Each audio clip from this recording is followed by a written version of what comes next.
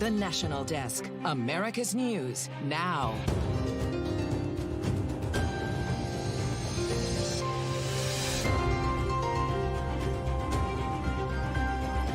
Bottom line is the special counsel in my case decided against moving forward with any charges, and this matter is now closed.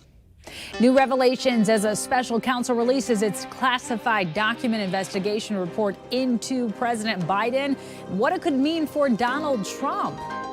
In watching the Supreme Court today, I thought it's a very beautiful process. I hope that democracy in this country will continue.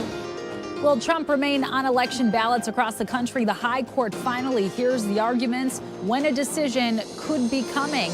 And sports are entertainment for the masses. So who should be responsible for funding the state-of-art sporting arenas being built across the country? We dig in just ahead. This is the National Desk, America's News Now. I'm Amira David. Breaking news, reaction pouring in tonight after a new DOJ report says President Biden willfully kept and disclosed classified documents as a private citizen, but that no charges are warranted. Special counsel Robert Hur wrote Biden, quote, had the authority to keep classified documents at his home.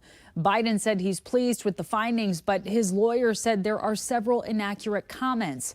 Former President Trump and other Republicans are calling the lack of prosecution a double standard. Trump was charged last year in a separate classified documents case. And tonight, a closer look at the high-stakes case on former President Donald Trump's ballot eligibility. The Supreme Court now considering whether to restore Trump on the Colorado primary ballot after that state's Supreme Court removed him over the 14th Amendment's insurrectionist clause for his alleged role in the January 6th Capitol riot. Let's get right to Kayla Gaskins with a look at how things played out and what's next. Mr. Chief Justice, and may it please the court. A decision made by the 9 justices of the U.S. Supreme Court could significantly shape the 2024 presidential election. On Thursday, both sides coming under heavy questioning from the justices, most of them, even the liberal justices on the court, expressing skepticism over Colorado's ruling to remove Trump from the state's Republican primary ballot. Like, what's a state doing deciding who other citizens get to vote for president? The justices asked all the hard questions and raised all the good arguments. The lawyers were utterly irrelevant in this case. Trump briefly weighing in after the arguments. Well, I'm a believer in our country, and I'm a believer in the Supreme Court. I listened today, and I thought our arguments were very, very strong. A big questions attorneys want answered. Was January 6th an insurrection? And does the former president bear responsibility for it? We are only here because Donald Trump decided to engage in insurrection instead of accepting his loss. On Capitol Hill, Trump loyalist Representative Matt Gaetz leading a group of more than 60 Republicans introducing a resolution this week to affirm Trump did not engage in an insurrection. It's not the job of the states, and especially not the job of some bureaucrats in Colorado, to make this assessment and interfere with the rights of voters. Another question for SCOTUS. Does Section 3 of the 14th Amendment, the insurrection clause, apply to presidents? If the court rules against Trump, he'll stay off the ballot in Colorado, Maine, and likely a windfall of other left-leaning states. I don't think that any of the justices were buying what Colorado was trying to sell. I think they're going to issue an opinion quickly, probably by the end of the month. Colorado is pushing the Supreme Court to make a decision by February 11th because the state mails out their primary ballots on February 12th. That's unlikely to happen. The next deadline would be March 5th, Super Tuesday, when Colorado and Maine hold their primaries, or at the end of June when the Supreme Court wraps up this term. In Washington, I'm Kayla Gaskins. Right now, the Marine Corps is working to recover the remains of 5 servicemen who died in a helicopter crash. Officials found the bodies this morning and say the helicopter crashed during stormy weather in the mountains outside San Diego on Tuesday night while returning from a training exercise in Las Vegas. The names of those Marines have not yet been released. A 14-year-old Cincinnati boy is facing serious charges after planning to hurt students and staff members at his school. We are not showing him or identifying him because of his age. He was arrested yesterday at Marymount High School. This morning, prosecutors laid out details of the teen's alleged plot and the planning for 5 weeks, asking the judge to keep him in custody and made a motion to have him tried as an adult. The defense entered a denied plea, which is the juvenile equivalent of not guilty. This is an incident where this youth was planning an attack on his school. He had specific victims listed, specific details for this plan. He had another individual involved in these plans. That individual was going to procure the tools needed to carry this out. He has been planning this for about 5 weeks. The judge did rule that the teen will be held until his next hearing, which will be February 21st. You heard the prosecutor mention that there was another person who is an adult who was helping the teen. Right now, no other charges have been filed, but we will update you if and when that changes. And tonight, the FAA investigating after 2 JetBlue planes collided on the tarmac at Boston's Logan Airport this morning. No one was hurt, but both planes sustained minor damage when one jet entered a de-icing pad and made contact with another jet on an adjacent de-icing pad. Those pads are part of the taxiway controlled by the airline, not air traffic controllers. JetBlue says safety is a top priority, and the airline is working to determine exactly what led up to the collision. On Capitol Hill, the Senate Commerce Committee passed the FAA authorization bill out of committee today, marking it ready for the full Senate. Among the updates to the bill that would fund the FAA for 5 years are a series of safety issues in an effort to reduce near misses or collisions at airports, or proper inspection protocols to make sure all planes are properly cleared for flight. The bill also sets standards for refunds on tickets and eliminates seat changing fees for families to sit together. The CEOs of 3 of the biggest pharmaceutical companies appearing on Capitol Hill on Thursday to explain why Americans pay so much more for prescription drugs than patients in other countries. National correspondent Atra El-Nashar reporting on the steps Congress is considering to bring down costs at the pharmacy. For too many Americans, the drugs prescribed to them by their doctor are out of reach. The cost of prescription drugs, it's like a bag of heavy rocks. The CEOs of Merck, Johnson & Johnson, and Bristol-Myers Squibb appearing before senators Thursday to defend their prices and why Americans pay so much more than other wealthy nations for the same drugs. Johnson & Johnson charges Americans with arthritis $79,000 for Stelara, when that same exact product can be purchased for just $20,000 in Canada. Do you agree that the United States is paying for innovation for the rest of the world? Yeah, that seems pretty much it. According to CDC research published last summer, more than 8% of adults 18 to 64 skipped their necessary prescribed medication because of the cost. Those in fair or poor health and those with disabilities were about 3 times more likely to go without. We're focusing on prices today, but we also need to think about innovation as a way to fix the problem. Lawmakers of both parties grilling the CEOs for spending more on stock buybacks and dividends than developing new drugs. What the solution is, that's where Congress is split. What do you say to your constituents who cannot afford their prescription drugs? I totally agree with that. But the one thing that we got to understand, it takes a lot of money to come up with new drugs. We need to ramp up the number of drugs that are being negotiated. We need to make sure that Medicare is getting a fair price. Drug makers blame pharmacy benefit managers, or PBMs, who serve as intermediaries between insurance, pharmacies, and pharmaceutical companies, calling them out in ads like this. I don't make as much money off this one. Hope you feel better. Both sides spent tens of millions of dollars last year lobbying Congress, according to public filings. I think the healthcare lobbies are the strongest back home in our own states and out here in D.C. Now, clearly, that lobbying has done little to help the 1 in 4 Americans who, according to Kaiser Family Foundation, say it is difficult to afford their medication. And Audra, the CEOs who testified today, their companies are suing the Biden administration for its efforts to bring down those drug costs. Why? Right, so under the Inflation Reduction Act, Medicare can begin to negotiate prices for a growing list of prescription drugs like Jardiance, which treats type 2 diabetes.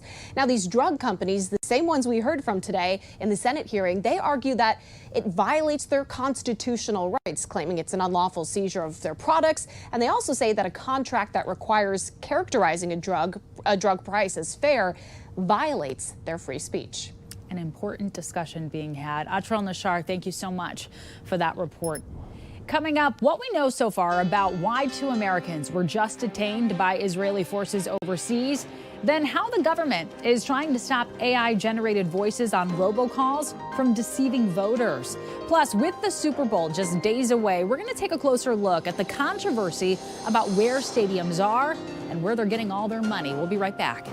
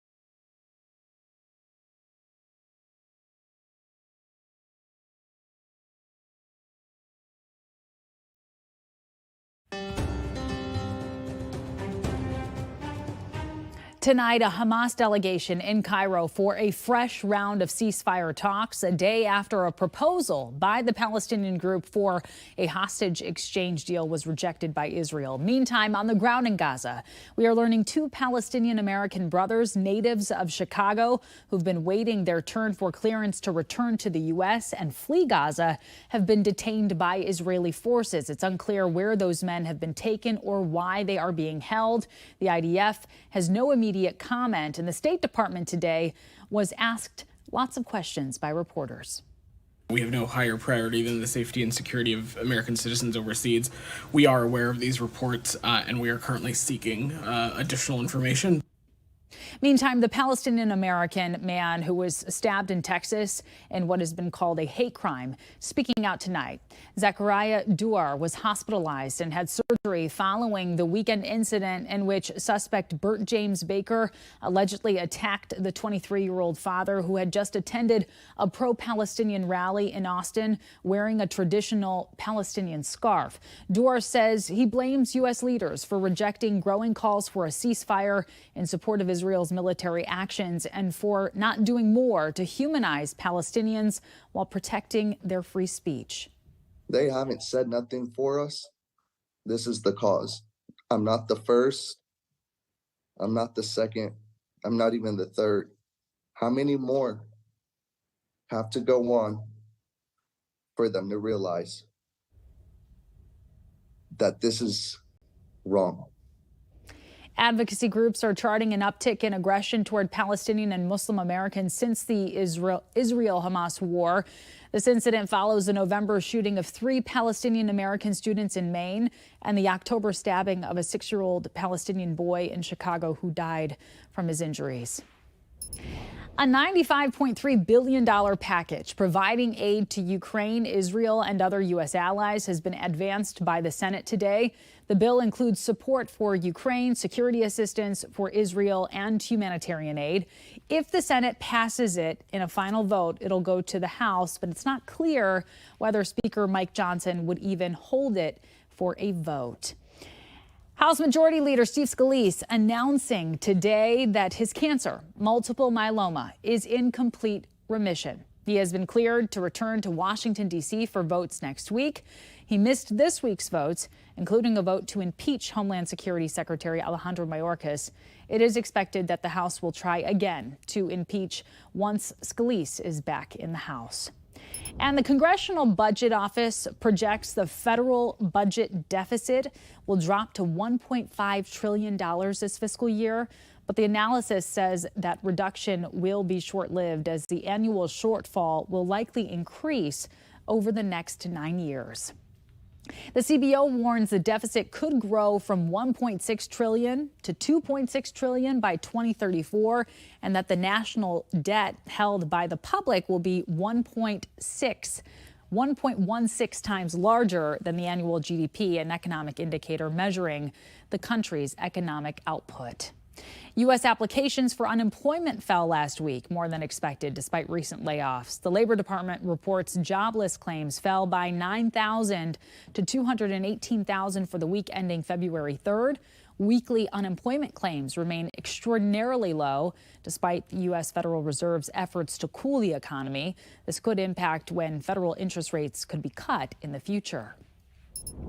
Officials near Philadelphia are presuming 6 family members dead following a shooting and a massive house fire. 3 adults and 3 children of the family are still missing 24 hours later. The DA says 2 grandparents made it out at some point.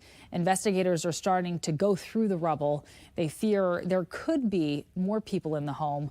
One of the 2 police officers shot while responding to the home was released from the hospital today. The other officer is expected to be released tomorrow.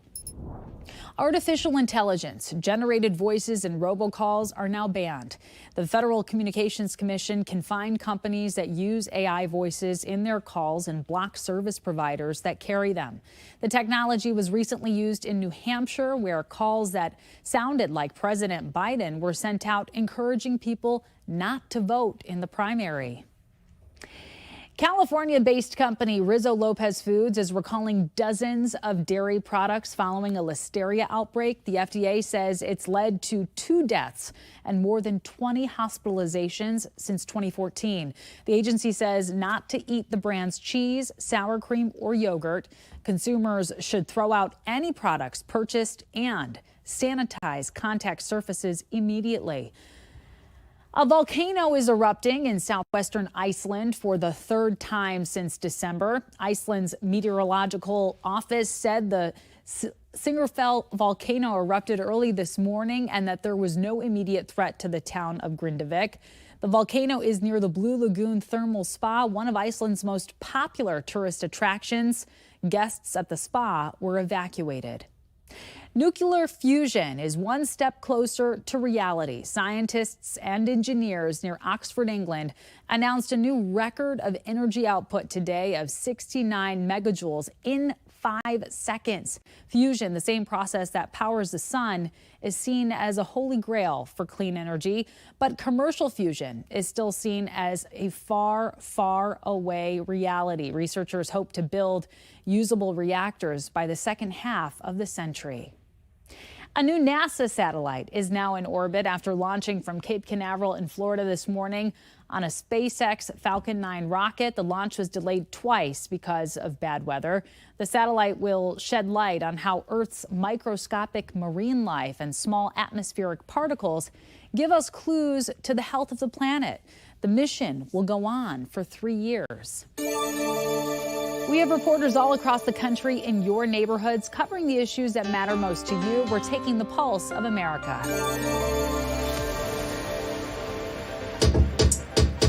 Creative Hope Studios is working with the district to give middle school students the opportunity to record their own music and podcasts. And they say kids who typically struggle in your average classroom are having better attendance with the new resource. There's students that are not doing well in school. There's students that are not excelling academically because they struggle. They have learning disabilities. There's kids that are not even going to school. But when you add a recording studio space, a culturally relevant space, you have these students all of a sudden showing up. The goal of the space is to inspire students to continue to chase after their dreams. spikes, blade saws, anti-jump barriers. The I-Team obtained these photos documenting the testing process for a floating barrier in the Rio Grande. But these aren't records from the Texas buoy rollout. They're from the federal government's. The administration changed and all that got shut down before actual contracts were written and before it was actually deployed operationally. Former Border Patrol Chief Rodney Scott says in early 2020, they started exploring buoys as a way to quell illegal entries off the coast of San Diego and in the Rio Grande. You see here, his agents even tested out these options. So we used them to try to get over it, under it. We had them jump actually off the side of a pool onto the buoys to see if anybody got injured or anything. Remember this outcry back in 2018? Now comes another proposed payroll tax. Isn't this essentially head tax 2.0? This is another payroll tax because that is a legal guiding that we have in the state of Washington, and we are focusing though just on that excess compensations. Tiffany McCoy with House Our Neighbors filed Initiative 136 stressed this time it's not the actual excess earners who pay, but the employers who pay them. Employers would be required to pay a 5% payroll tax on earnings above $1 million. The first million would not be subject to the tax. Coming up, critics are questioning whether putting public money into private sports stadiums is worth it. We're going to look at both sides of that debate when we return.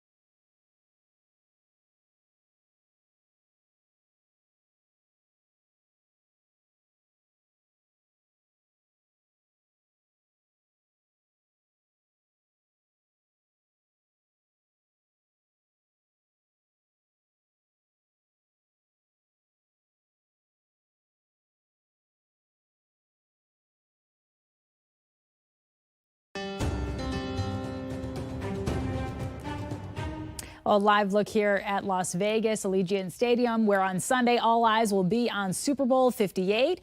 It'll be played in a stadium that was in large part publicly financed. Now another team wants a share of the action in Las Vegas. Spotlight on America correspondent Chris Daniels takes us to Oakland, California, and asks the question, why do local governments continue to give away taxpayer money while some critics argue there is little financial return on the investment? It's our palace, our church. The A's have played in Oakland's Coliseum since 1968. Any way to estimate how many A's games you've seen at this stadium? God, over 2,000. Yet longtime fan Jorge Leon now stands here skeptical about the owner's true intentions. Different type of money ball now. Different type of money ball. The team had been searching for a new stadium for more than a decade. And after owner John Fisher seemingly had a deal with the city for a new multi-billion-dollar Oakland waterfront park and infrastructure improvement plan, he pulled the plug to roll the dice in Las Vegas. Nevada's legislature and governor agreed to spend $380 million in taxpayer money last year to fund the endeavor, even though Fisher himself had not secured the rest of the financing. Major League Baseball still approved the move. Proponents of these type of projects argue they bring millions in tax revenue into municipalities that otherwise would not exist. Why do cities continue to bend over backwards with millions of dollars? Right, well, that's the big question, right, is why is it after all of this time with all of the economists pointing out there's no public benefit to putting public money into private sports stadium deals? Author Neil DeMoss has chronicled sports stadium deals for decades and continues to write for the website Field of Schemes. There have been privately financed deals in places like Seattle, San Francisco, and Los Angeles. But Oklahoma City taxpayers approved spending $850 million in December for a new Thunder NBA arena, after Buffalo and New York lawmakers agreed to pay the same amount in 2022 for the NFL's bills. And Tennessee taxpayers are on the hook for more than $1.2 billion for a new NFL Titans stadium. Part of it is sports leagues are monopolies, so, there's the fear of if we don't give them this, they're going to take our team away. There are still some T's to be crossed and I's that need to be dotted before the A's officially leave Oakland. Nevada ranks 48th in the nation in education funding. What would $380 million mean to Nevada teachers and the educational system? Having an extra $380 million goes towards reducing our class sizes, helping with teacher vacancies. Alexander Marks is with the Nevada State Education Association and is preparing a constitutional challenge and public referendum on the A's deal. I think when you put a vote like this to the Nevada people, they're going to put schools over stadiums. This is not popular. People in Seattle and New Jersey paid debt on stadiums like the Kingdome and the Meadowlands years after they were torn down. And in Broomfield, Colorado, the city will demolish the First Bank Center after 17 years with more than $30 million in outstanding taxpayer debt. We're still going to keep fighting for that team. Leon says he doesn't want that mess for Oaktown, which is why he'll keep banging the drum in the Bay Area for some other solution, even if it is well into the bottom of the ninth. For Spotlight on America, I'm Chris Daniels. All right, Chris, thank you. And coming up, we are all familiar with having to weigh luggage before boarding a plane. Why one airline is now weighing passengers. We'll be right back.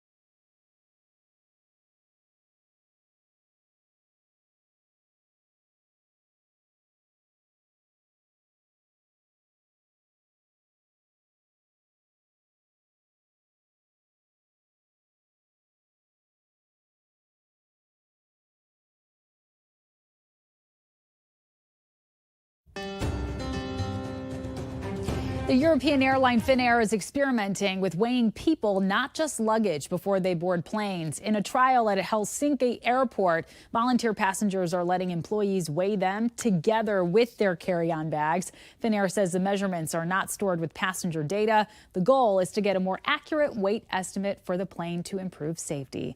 Thank you so much for joining us. Have a great night.